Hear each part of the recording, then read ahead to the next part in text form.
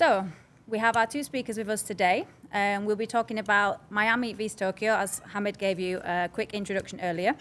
This, we hope, will provide a unique opportunity to explore two different cultures and landscapes. Oh, no. Great start. Maybe you're too strong. Oh, no. It's a good job we've got edits on this. Sparkling water again. The sparkling water strikes again. Oh, look, covered now. We weight it down. It's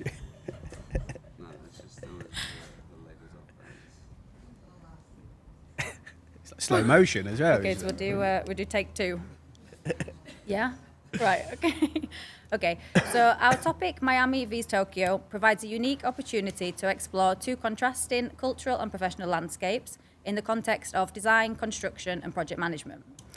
As we all know, when it comes to the UAE market, it comes with its own set of challenges and opportunities, rapid timelines, ambitious visions, and the pursuit of global influence. But how does this compare to other markets? Today, we'll delve into experiences from Miami and Tokyo, aiming to uncover practical insights that could elevate our practices here in the region, or perhaps we might discover that actually we're already setting the benchmark.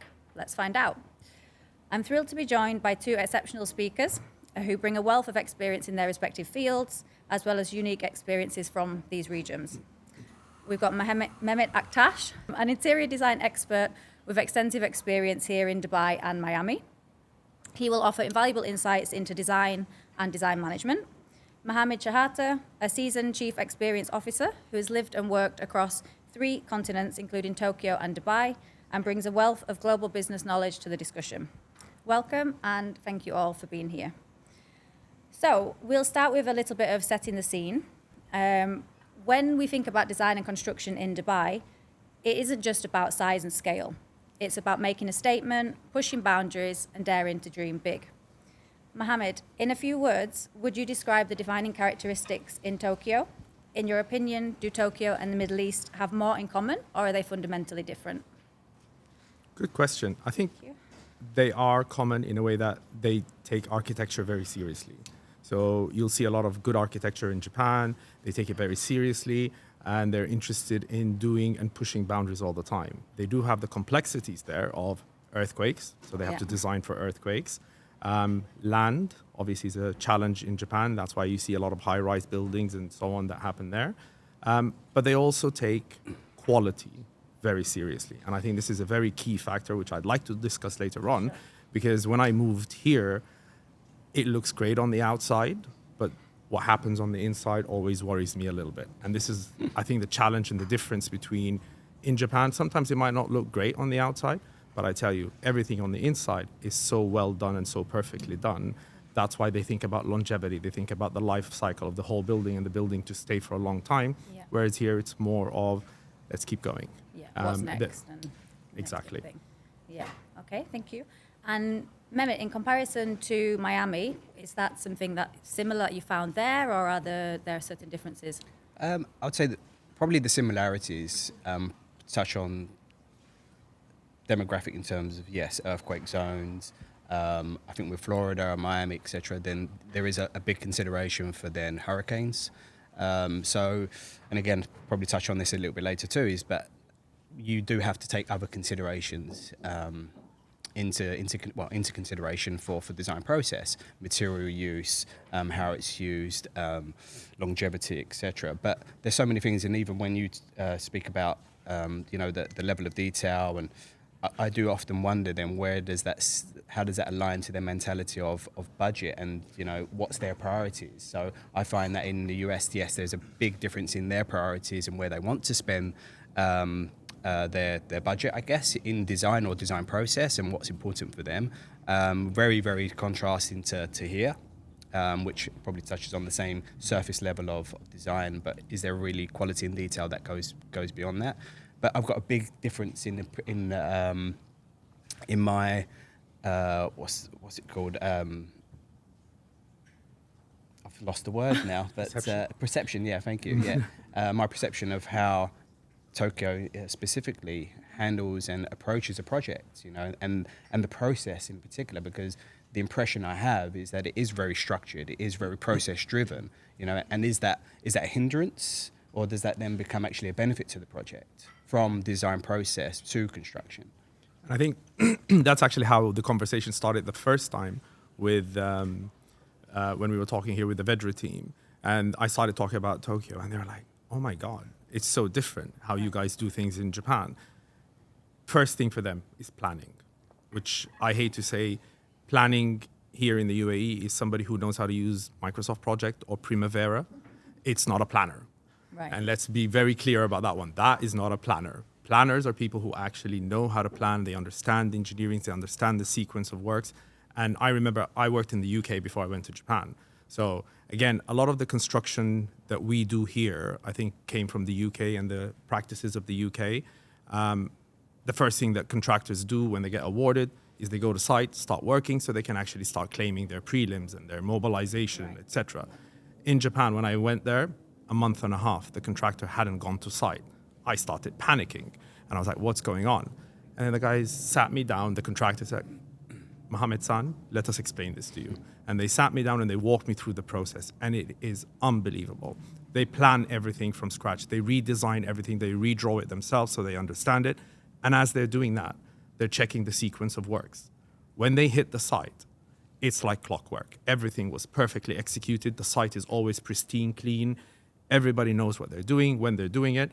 I lived there for 10 years. I've never missed a deadline. So, yeah, I was actually going to ask that question. So the fact that they take longer with their planning, I guess that's because here maybe we're thinking if we're faster and we can save time, but ultimately in the end, do they save time, or is time lost in mistakes when you rush the planning? When you rush the planning and then you have to go back and redo it, and you go to site and it's not done right, what happens there is they've planned it, they just go and execute it. They know exactly how long it will take, and they do it with the right sequence, it gets done right. Here, you get people going to site, and then I always use the analogy when people go to site here and then things fall behind, they start saying, let's throw more people at it. Yeah. The example I give everyone is, it takes 9 months to deliver a baby. If you throw 9 women on the job, it's not going to come out in 1 month. Just 9 Things babies. take time, and they always take... I'm going to use that analogy. That's a good one. Yeah, I like that. But that always seems to be the solution, is let's throw more people at it. And I think a lot of the challenges we have here as well is you don't have skilled laborers, which is, I think, a very important thing, because in Japan, again, you don't have that many people. The site never looks that busy, but because you have skilled laborers, they know what they're doing, etc. Here, you're just throwing a bunch of people and you throw more people at it. You think that will make it quicker. Mistakes happen. You can't control the number of staff that are on site. And ultimately the cost then, does that then accelerate the cost as Exactly. well? Because you're having to pay for these, Extra changes staff and extra and staff. acceleration costs and Yeah. delay costs, and it becomes, and it's always, and I think that's kind of the difference is in Japan, most of the contractors there are not as cost conscious as they are here, because it's a matter of pride, it's a matter of quality, and they know that they have priced it correctly. Yeah. Here, I think a lot of the times there's a lot of commercial factors that come into it where Does it become a consequence of culture? Because culturally they are very respectful, and they respect them one another, other people's disciplines, to then allow that process to be followed and very controlled. Whereas I think back into Miami, there is still a respect for other people's disciplines. They do allow that, but there is that lack of process and lack of discipline, I would say, and it does again get to the point where it becomes very, very fluid. And it's extremely difficult. And I'll kind of take this moment to bring sort of somebody like Vedra and Hamid into the picture, because I think if you've got a great project manager and not relying on project management systems, then that does help to control and drive that process a lot better. But then I feel that something that's heavily needed in Miami in particular, or in the US in general, is a great project manager. And they're still learning that that's still a requirement for their process. Right. But if you're so efficient in Tokyo, how important it is to have a good quality project manager? Is it? Great question.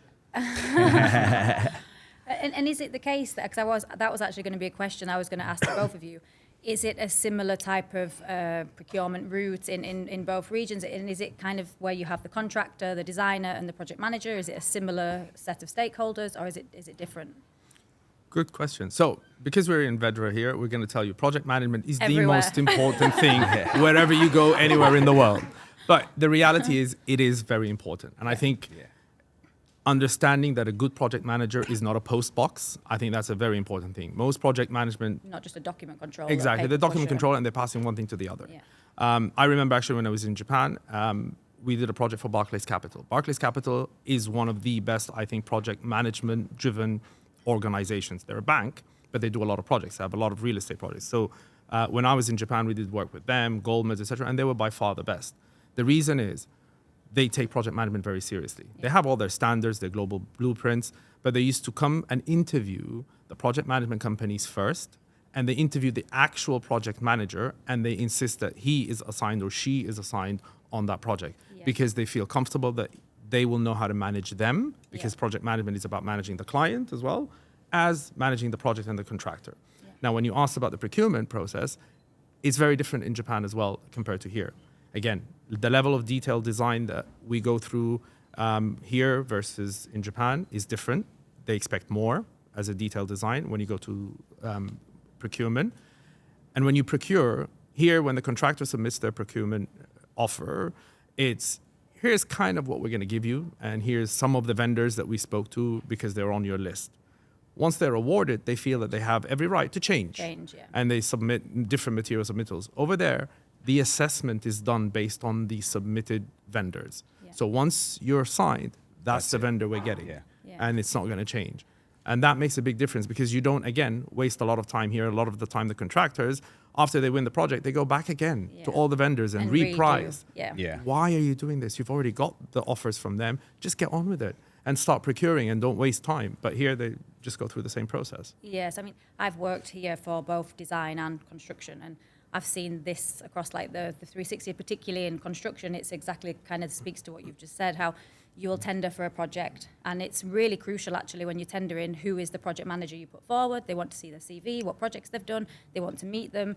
And a lot of how you win the project is dependent. I was kind of more in the business development side, but it was very much about the project manager, because once we sign that project, the client doesn't care so much about me because I'm not there managing the project day to day.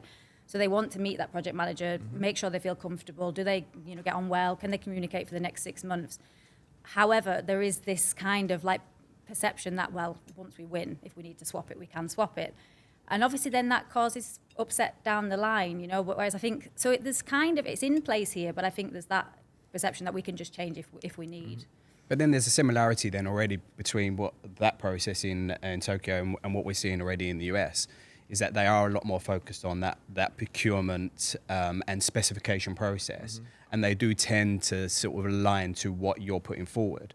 As opposed to that process that we know here, which is exactly what you said, where you end up having to give it to the contractor and then it just becomes something different, as long as it kind of looks the same.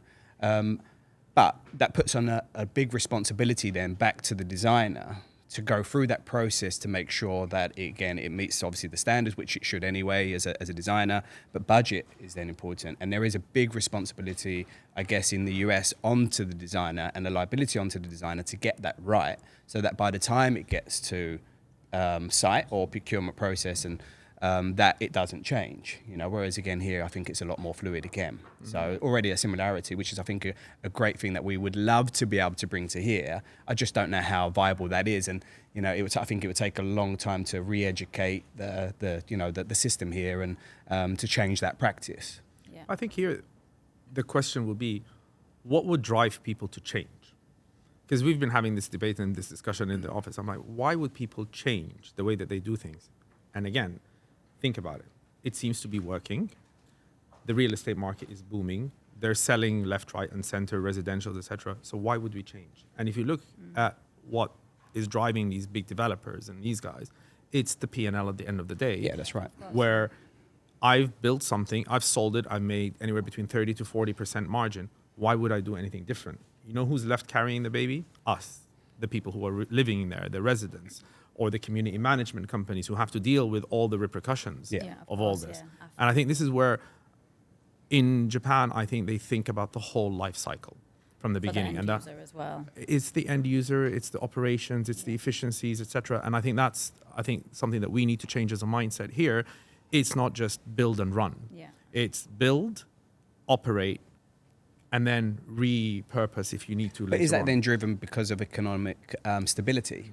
You know, somewhere like Tokyo again, or the US, where it is very stable economically. Do people feel more volatile being here and want that quick in and out? Is that why? But I think that it's not about volatility. I think it's about the way that the market works here in terms of people see it as a, hey, I'm going to come in and do a quick buck. So they're buying as an investment rather than buying to live. But you're seeing over the past few years a trend of people moving here. You're seeing, you know, if you look at some of the statistics, some of the number of people are moving here. And then the driver of Dubai for D33 is also to grow the number of people that reside in Dubai. We don't want people just coming in and leaving. We're offering visas like golden visas. We're asking people to come and live here. We're enticing everybody to come and live here. There's a change in mindset there. So with that change in mindset, we want people to stay. So they have to make sure that they're building things to last long so people will stay. But there's such a demand that there's the need of speed, right? So Speed doesn't mean compromise on quality. No, because in I Japan, agree. you see it, they'll do it like that. The biggest challenge in Japan initially is actually getting all the approvals and the permits. I worked on one project there. I came towards the end. They were telling me they were planning it for like 12 years and getting permits because it was the Roppongi Hills redevelopment, but they had to go and buy apartments from each individual person, promise people apartments in the new development, get all the approvals and the permits and all this stuff. It took them 12 years. So, but I guess that's the key difference, though, isn't it, between Tokyo and Dubai? Dubai is such a fresh new city, so they don't yet have They don't need these to do that. problems. So I guess maybe that will drive a change when this starts to become the case, when some of the existing buildings then need to go through this retrofitting, refurbishment, or completely taking down and rebuilding, which I guess is the same it's happening in Tokyo, and that's, I presume, also similar in Miami. again, I go back to there's obviously a longer history or establishment where, let's say, approval processes, local authority approvals, requirements hasn't really changed too much. Yes, it evolves over time, but here they evolve a lot. You know, it's not the same Dubai as it was 10 years ago, 15 years ago, 20 years ago. And those regulations also change consistently and regularly here. Whereas again, so we have to constantly adapt. Whereas again, in the US, probably in Tokyo, it's a lot more consistent, but it's still a longer process. It's still a long process that we have to take into consideration. But do you think there will be a point where we actually could maybe overtake these markets? Because if you actually look at, like you just said, I mean, if you think of Dubai 10 years ago, I mean, I've been here myself 18 years now. And if I think of Dubai 10 years ago, the systems, the processes, how difficult it was to do anything, really, really minor things, comparison to how it is today 10 years later it's amazing, really, that, you know, credit to them. Do you think that's the case in such as Tokyo or Miami, or they've got their processes, they've got their systems, and they're not really adapting or changing to I think the more modern US is times? probably a little bit more like that, where they're a little bit stuck in tradition and what they're used to, and it's we're seeing that it's a slow evolvement. Yeah. They're not so willing to take on new ideas and or work differently. Whereas here, the absolute opposite. It's, you know, and I think it is, you know, Dubai UAE has become a huge benchmark for the US, probably the world, and I think that's now being seen globally, and why probably people want to be in this region. It's exciting. So. But again, I don't know. I mean, it's interesting to understand from... I actually totally agree with you. I actually think this is why I'm here. This is why we're all here. I love Dubai and the fact that they're willing to change. They embrace and they're change, willing to learn and make changes and improvement. And you're right. 10 years ago, things were so different to what they are now. And when something happens, they learn from it and then they quickly adapt. apply a change and make it happen. Whereas I think in the US, similar to the Japan, because they've been doing this for a long time, it's very bureaucratic. Yes, yeah. And to make a change, it can be a nightmare. Yeah. And a risk. And a risk, exactly. And Somebody's accountable, somebody's held responsible. And exactly.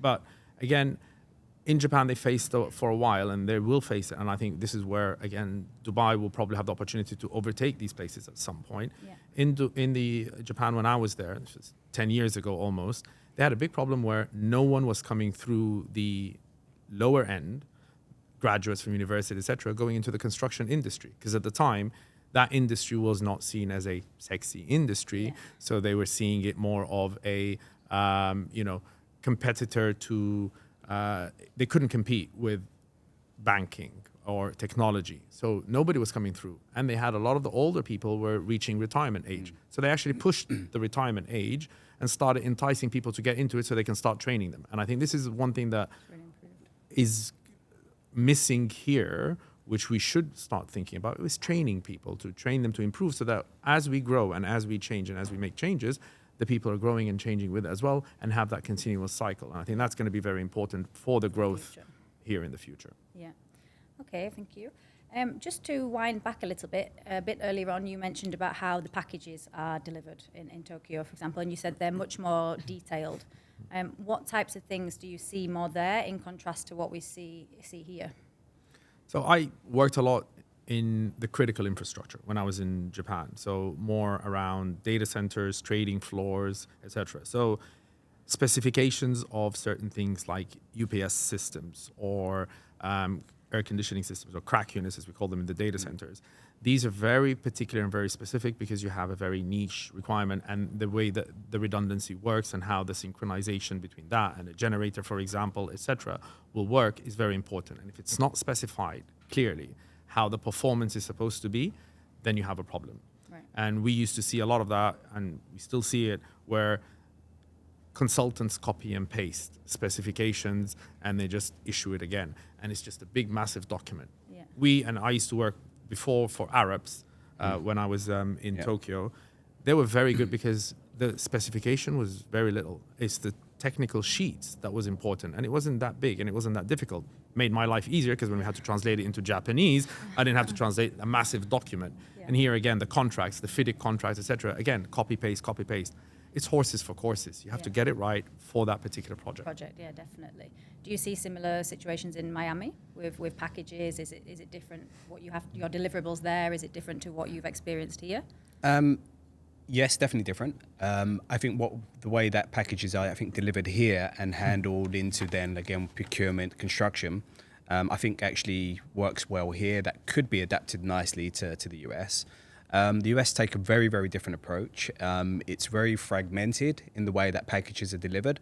And again, it's just because of their tradition of process and what they're used to in handling construction and going onto site. So probably the best example I can give you is that, you know, we produce one package, one specification package, one drawing package that we know then can be given to the project management team, the construction team, and they then take that responsibility to then continue that, deliver that onto site. And then the designer is there to then oversee, make sure it's being implemented, meet standards, etc. The US, it gets so fragmented that our packages have to also then be approached very, very differently, and it doesn't become just one package, it becomes multiple. Contractors in the US are very, very different to contractors here. You know, I see a contractor, actually, a general contractor in the US is probably labeled, or what we would understand as a project manager, as opposed to a contractor that goes on site and delivers and handles that whole process. So there is a very, very different process. It's very process driven in the sense that the level of detail has to be meticulous, I guess, but in a very, very different delivery system. Right. The best way I can describe that. Okay.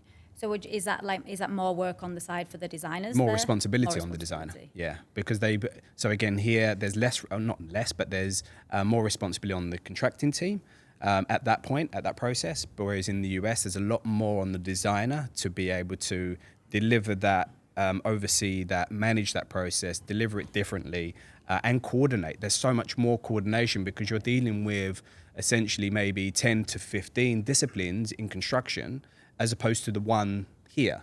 Right. You know, and that is a system I think would work so well if we could introduce or find a way for them to sort of get used to what we know as contracting here as a one delivery system. It would, to centralize and make that a smoother process, which would then be a lot quicker for them. Yeah. So construction times in the US are so much longer. What we can produce in a few months, for let's say 4 months on site as a typical project, they would probably be doing it in 9 to 12, you know, and there's reasons for it. I get that, but it could be a lot more efficient. But I think they're so used to tradition, they're so used to that process, they don't want to take the liability you know, and that becomes a constraint and a responsibility, or more of a responsibility for the designer. Right, okay, interesting, thank you. So when we think about these three regions, as we've already sort of touched on, they're vastly different cultures, environments, and with different challenges. Do you think there's a single defining factor that drives innovation in design and construction across these three regions, or do you think it's different for each? I'm talking about like sustainability, technology, tradition, which we've touched on, or perhaps something totally unexpected. So our expectation when we first arrived in the US was that they are extremely ahead of the time. You know, there's a lot of innovation. They're doing things very, very differently, and to some degree they are. But when you, in comparison to what we're doing here, they're not. You know, we are far more advanced and far more ahead. And even in terms of style, approach, how we want to use materials and adapt design and details, they're learning. And this is why I go back to what I said earlier about they're looking at the Middle East, UAE, Dubai, as a benchmark. It's become the litmus test. You know, they've seen it develop over X number of years. They've seen it works, there's proof of concept, and they're like, wow, hang on a minute, how can we bring that to that level into the US? And they're really only on that journey now, from our experience. Right. Maybe in other states, and it's probably different, but certainly in Florida and certainly in Miami, we're seeing that it's only now really taken on board the boldness of what we've done here. Right. You know, but and I think with that is going to come change in terms of their approach and how they need to handle projects, and because otherwise it won't work. Yeah, you know, otherwise it just stays the same. Maybe. Yeah. Yeah. That's interesting because you think about Dubai when, you know, this place first started booming, obviously it was very outward looking. We look to the rest of the world for, you know, for influence, for how to do things, best practices. And now it's almost can be switching. People are looking to us and looking at projects here, and, you know, it's pushing boundaries in other countries because of what we've done in this region. Do you think that's maybe the case also 100%. in Tokyo? I think Tokyo is a very traditional construction market. The innovation is bits here and there, not much. Here, a lot bolder. I think we're a lot bolder in terms of innovation and changes. Yeah. Definitely. But there must be a lot more innovation in Tokyo in terms of technology, for instance. There is in technology, but it doesn't come straight into the built environment. So that's, I think, part of the issue that they have there is there's that disconnect still between the built environment and technology. I remember when I first moved there, and I was surprised. In lighting in particular, they seemed very, very traditional. You know, dimmable fixtures was kind of, you know, not very common. They light the space up to like 1,000 lux in a normal office for some unknown reason. Right. You know, when we went there, we're like, guys, why are we doing this? But I'm like, no, this is how we've always done it. Right. Even the type of light fixtures, there was nothing exceptional about what they do there, but it always worked, and that's kind of what they're used to. So again, if you bring the innovation, so we started, you know, doing things there differently. I started doing indirect, direct lighting, which they didn't do before in Japan. We did a lot of lighting control, integration with AV equipment. When they did it so well, but it wasn't a common thing for them to do out there. Have you found that there's, like, socially people have changed there? I know you haven't been there for a while and stuff. No, but I tell you, it's very interesting because I noticed it last time I went. It's very different. Right. So when I was living there, it was still Japan with a lot of foreigners, and the Japanese were very traditional in their way. When I went last time, there was a lot of westernized Japanese who spoke fluent English. I mean, there was quite a few, but now it's different. There was a lot of startups, young startups, because we went there, we were looking at a few startups.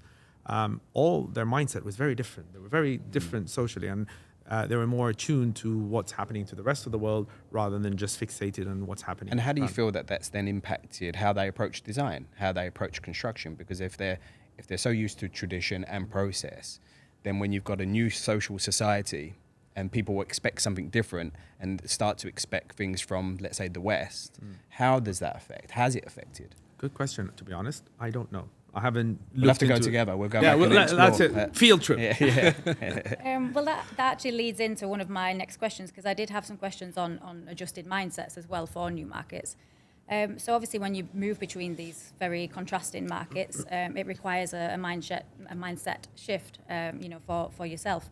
Can you share an example of when you had to adjust your approach to work in this new market and how you adapted? I still haven't adjusted. Okay. Or is that what works? You take your beliefs and you know. And Yeah, you- I keep pushing along and trying to do things differently. Look, if you do the same thing and expect a different result, I think that's the definition of insanity. Yeah. So we can't keep doing the same thing. And here we love to make change and do things differently. So, you know, you always need people who will do things the way they've always done it, and then you need people to challenge it. And I think this is, you know, one of the reasons why I like being at Expo and Expo City now is we always challenge. We always want to do things differently. And, you know, we rotate around, actually, I've rotated around multiple departments within Expo because you get to see different things. And there's always learnings from other industries into another industry. So I enjoy that because I think, you know, I brought certain things from technology into construction, then from construction into like when we did mega events, doing, you know, things differently. And from mega events, you learn a lot about actually integration, which is very important for construction, which not many people do it. But in a mega event, when we were planning for Expo, you had anything from construction and, you know, infrastructure all the way to programming and concert. And you actually had to integrate all this and make it all work to deliver the final product. Right. So understanding how everyone impacts everyone, I think that was very interesting for me. And that, again, you take that into construction industry, and then it makes all the stuff about sequence of works and integration and working as a team obviously very relevant. 5 minutes. Okay. Oh, were you waving at me for a while? Okay. We were actually on to the last section anyway, so we can wrap up in the last 5 minutes. So I was going to just some final questions, like based on your experiences from the two regions. Is there, if you could bring one thing from each region, from Tokyo, from Miami, that you think would be really impactful here, what would you bring here? And if you could take one thing from here that would be impactful there, what would you take there for your respective regions? Does it have to be construction related? Because I'd like to bring the food. Yeah, no, we can go wild. Food. That's it. Done. It's a tough one. Probably their acceptance of not willing to change, in the sense that if we've put something forward, we've said something, they will embrace that and it won't change. And it's very straightforward in terms of, let's say, business. You know, you put something in, you put a proposal in, a design, whatever it may be, and then it's accepted. Yes, there may be comments, etc. Whereas I think here there is a little bit more resistance to that, and it does cause change. So yeah, I think probably that side of the industry is there's a lot more acceptance.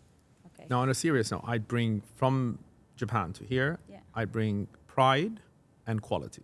I think being proud of what they do, everyone is proud of what their jobs, from wherever they are to whatever they are.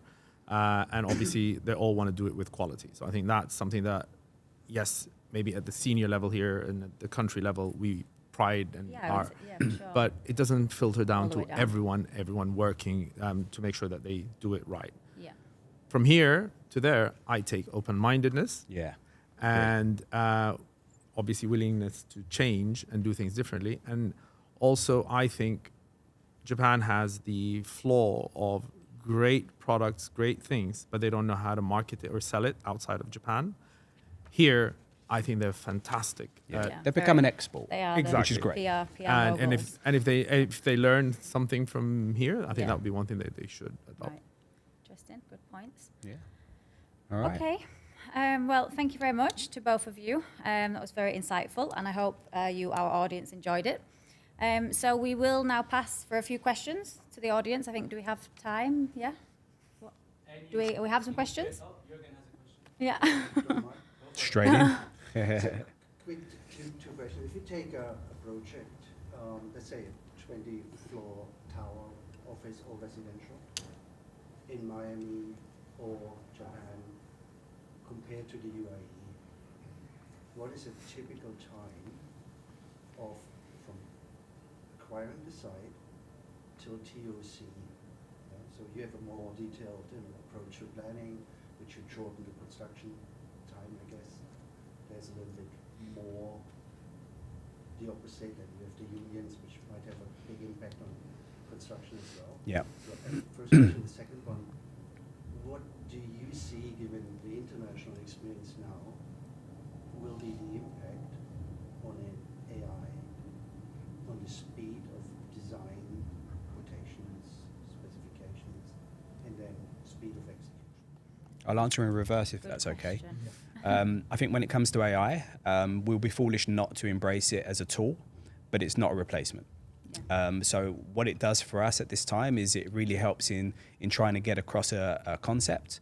So what I mean by that is that if we've got ideas and we're trying to express those ideas it typically would come in the form of a sketch from our mind, whereas we're now able to put that into a visual for a client to be able to understand in a very, very quick time period.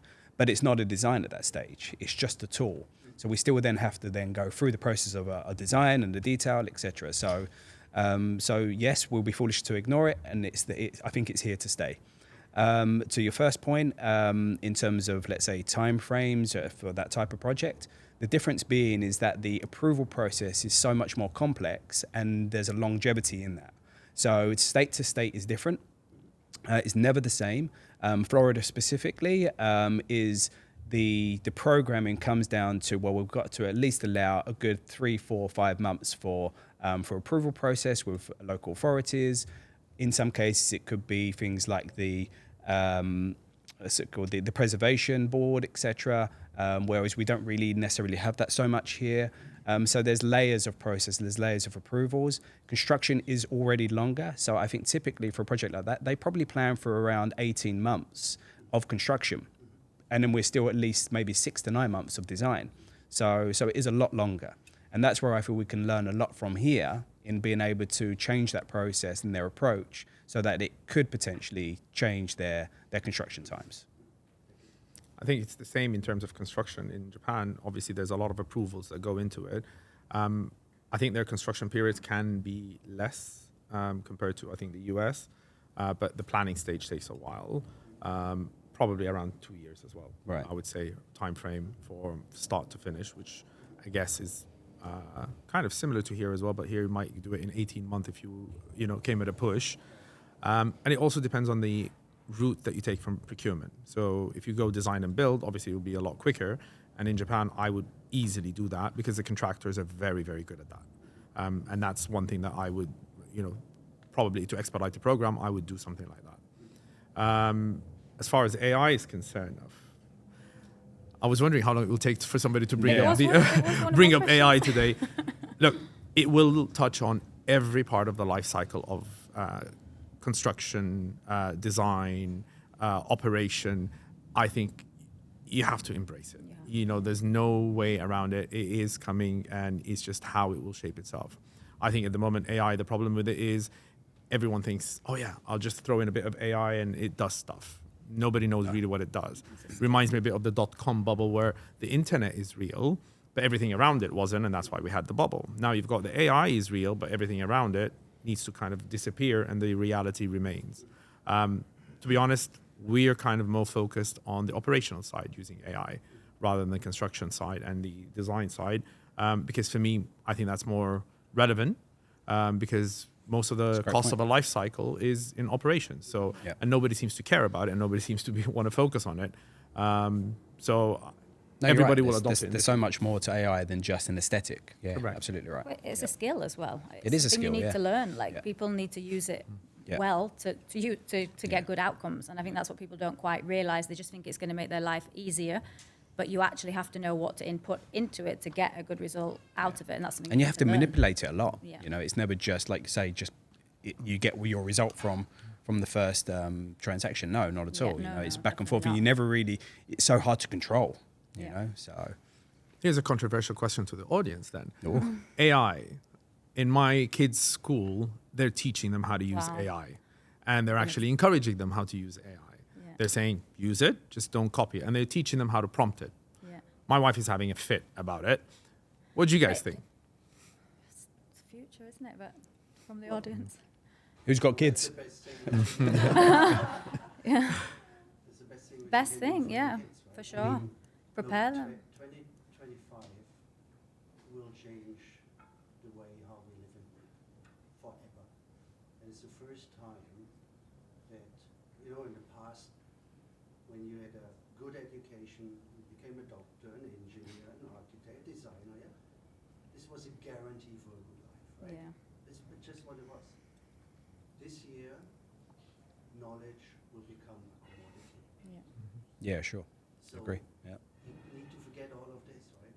So what AI can't do at the moment is the creative part, yeah, where there's a lot of input in doing this, but everything which has to do with workflows is gone. Just speed. And I wouldn't wonder if 30 to 50% of the people today will lose their jobs in the next 18 months.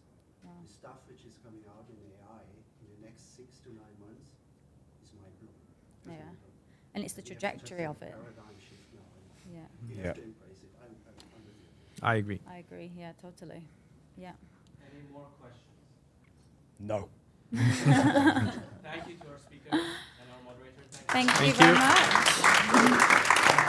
I would like to sum up my learnings into 3 things. One is consider all stakeholders in a project. We learned that we should have allowed for sound for you guys as well, so sorry for the hard myself. That's learning from our side. I think good things take time. 9 women can't make a pregnancy. Key point. Genius.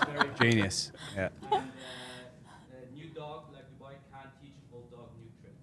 So I think we are a younger market compared to Japan and US, but there is things we do well here. Yeah. I think designers do an incredible job in this industry to really test and push the edge The on what boundaries. design can do. I think that's something that Tokyo and the US could learn from us. But of course, I think the pride and the quality and all of that is something that maybe we should consider bringing over. So You missed one other important thing. Project managers are the most important Are the thing in the most project. important thing in the whole process. very important. We're here for you. Please reach out to us. No, but special thank you to you as well, Hamid, for organising this absolutely. today and Thank for getting you. everybody here. Really amazing. This is a community-led event space. If you guys have ideas, please come and do them here. Whether we're involved or not involved, we like to see friends here. So always welcome. And thanks to Kimberly for being a great host and moderator. Thank you. Thank you Thanks, very guys. much. Yeah. Thank you. Yeah. Pleasure. Pleasure. We've got